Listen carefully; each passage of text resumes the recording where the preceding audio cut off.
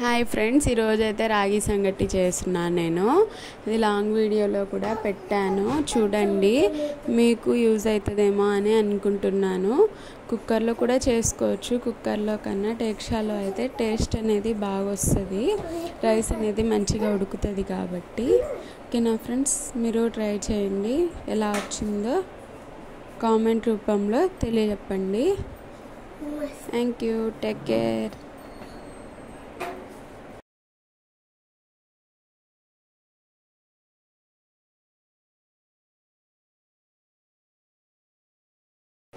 మనము hot water అనేది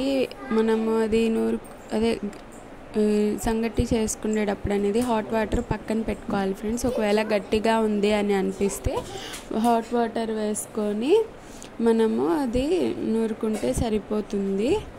ఓకేనా, దగ్గర ఉంచుకోవాలి ముందే.